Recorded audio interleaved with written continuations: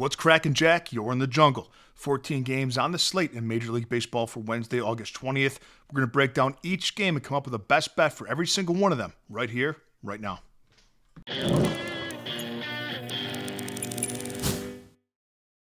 Greetings, everybody. Welcome back to the show. And for joining us for the first time, welcome to the jungle. We're going to break down all 14 games for Major League Baseball on Wednesday, come up with the best bet for every single one of those games.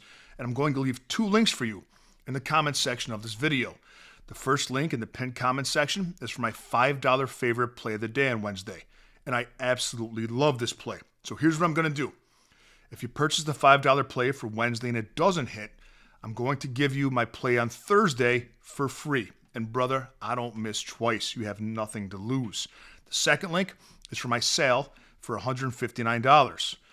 The sale goes through Saturday, August 23rd, the start of college football. For just $159, you get everything that I do for one whole year. All sports, all access. I cap MLB, NBA, NFL, college basketball, and college football. After the 23rd, it goes up to full price, but college football starts on the 23rd, so I figure it's a fun time to do that for people to save money. Today's video is brought to you by Outlier.bet, the top name in sports betting research, and by Red Lobster, Alabama's second favorite seafood restaurant, but closing that gap on Long John Silver's. We're going to start with the Toronto Blue Jays at the Pittsburgh Pirates. We have Chris Bassett going for the Jays, and we have Braxton Ashcraft going for the Pirates. Now, Bassett's been struggling as the year goes on, as most of the veterans have in baseball this season. He's allowed 8 home runs in his last 5 starts and has a road ERA of 6.39. Ashcraft for Pittsburgh is an opener, but he did go 5 innings his last start against the Cubs. I expect him to probably go 4 1/3 to 5 innings in this one. The Pirates bullpen has a high fatigue rate. Pittsburgh bullpen has pitched 26 1/3 innings in their last 7 days. The Toronto bullpen much fresher, just 18 innings. And I do have the Blue Jays bullpen ranked higher than the Pirates, both season long and in current form. The Jays have been cooled off a little bit offensively. They were on a tear since the All-Star break, cooled off a bit. They're batting .247 in their last 10 games, still middle of the pack, but the Pirates batting just .215 in their last 10 games. I give the edge to Toronto in every way in this game. Despite Bassett's a little bit of regression here, I play the Blue Jays on the money line up to the price of anything better than -145. Seattle at Philadelphia. Pardon me. We have Luis Castillo going for Seattle. Jesus Luzardo for Philly. This is a very interesting game to me. There's 2 starting pitchers that I think are pretty even. I have Castillo graded at a B, and I have Jesus Luzardo currently graded at a B-. Bullpens also in very similar form. And remember, when I grade bullpens, I not only consider season-long performance, but I weigh the performances over the last 7 days very heavily. And I have Seattle currently 19th in their current form, a 5.96 ERA in their last 7 games, and 22 1/3 innings pitched. And I have Philadelphia 1 spot behind them at 20th, 5.89 ERA and 18 1/3 innings pitched. Philly 6-4 in their last 10 games, batting .254 as a team. Seattle 5-5 in their last 10, batting .247. As you can see, there's not much of an edge here either way in this game.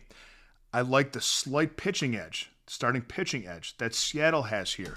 And in a coin flip game, if I had to bet this game, I would take the team that's plus money. That's Seattle on the money line. Astros at Detroit, Framber Valdez versus Old Man Morton, Charlie Morton going for the Tigers. Now, it's a huge starting pitching edge for Houston, but huge current bullpen form edge for Detroit. In their last 7 games, the Tigers bullpen has pitched just 14 innings and has allowed 0 earned runs. Conversely, in their last 7 games, the Astros bullpen has an ERA of 10.70 in 17 2/3 innings. Houston's offense is very concerning right now in their current form as well. In their last 7 games, Houston's batting just .189, third lowest of any team in Major League Baseball, and they've scored just 17 runs. We're getting good plus money price on the money line with Detroit just because of the pitching edge that Valdez holds here. But I don't think it's enough to be detoured from backing the Tigers on the money line with the offensive current form edge they have and the huge bullpen edge. I'll take Detroit on the money line at home over Houston. Cleveland at Arizona, no official starter yet for the Guardians. Brandon Pfaadt is going for the Snakes. I don't trust Fott whatsoever. An ERA over 5 and a whip north of 1.35. And the Diamondbacks have one of the worst bullpens in Major League Baseball. I currently have them ranked 27th. They have an ERA of 7.47 in their last 7 games. Cleveland's bullpen has been good all year, but not in great form.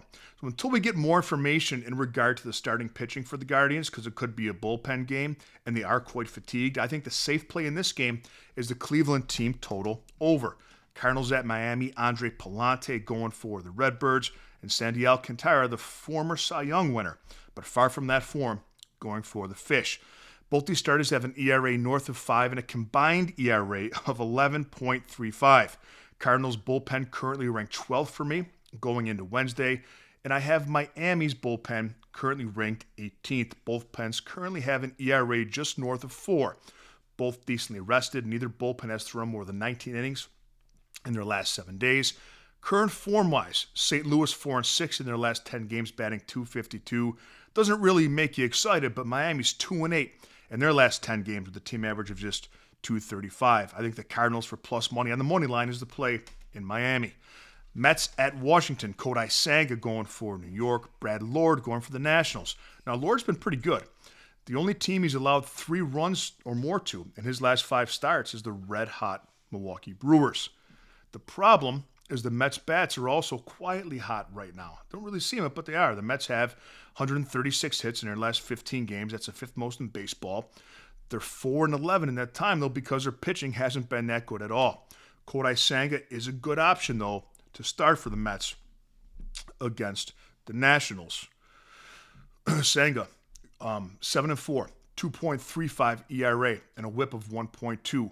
Both bullpens have been really bad, though. I have the Nationals ranked dead last for the season, and in terms of current form, the Mets over the last 7 days have a bullpen ERA of 7.41. No bueno.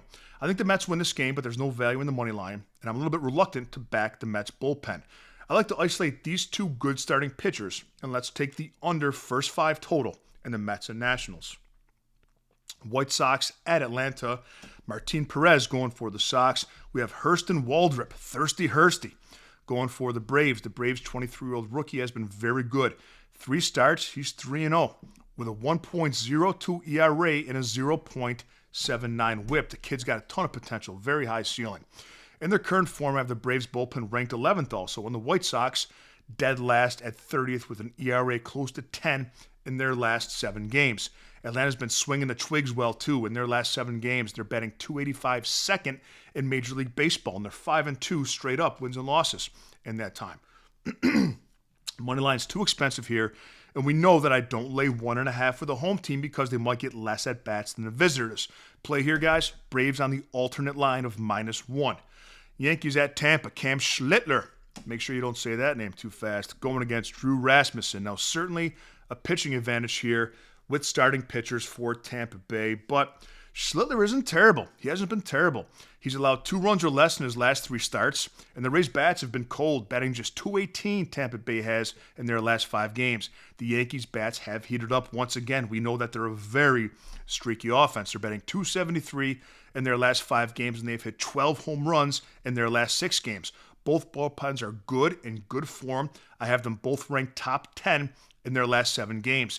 The offensive mismatch in this game clearly outweighs the pitching edge that Tampa Bay holds in any way, and the wrong team is favored. Now, you can get the Yankees for plus money on the money line. I encourage you to do that.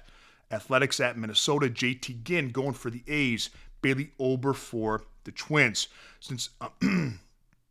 Now, Ginn has allowed 12 earned runs his last 3 starts, and Bailey Ober has an ERA in the season north of 5. He's been getting lit up like a Christmas tree.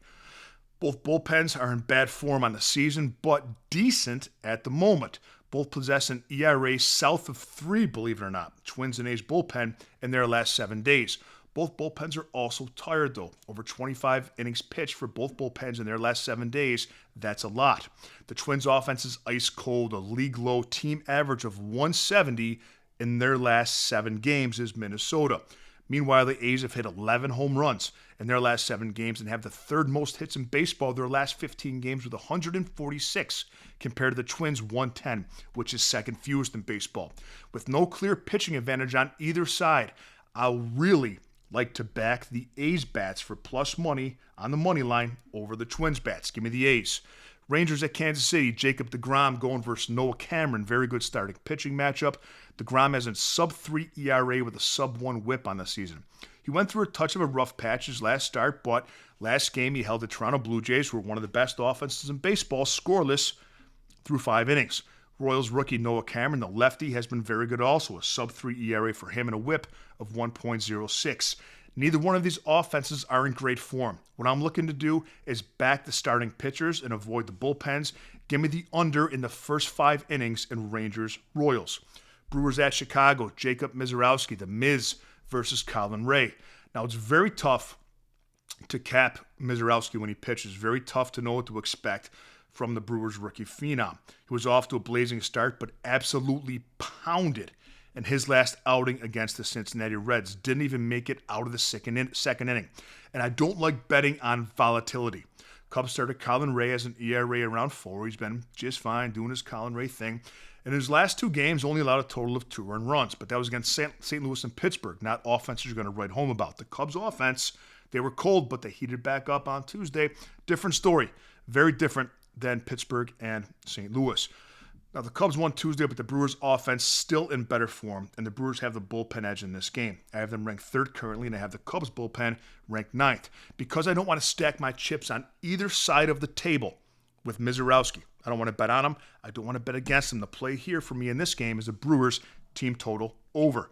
Dodgers at the Rockies, Shohei Ohtani starting for the Dodgers. We have Tanner Gordon going for the Rockies. You can't get a decent price with the Dodgers, even if you're laying the 1.5. It's still close to minus 200. We're not going to waste time on this. Only play here if you want to play this game, but there's really no value, is Dodgers team total over.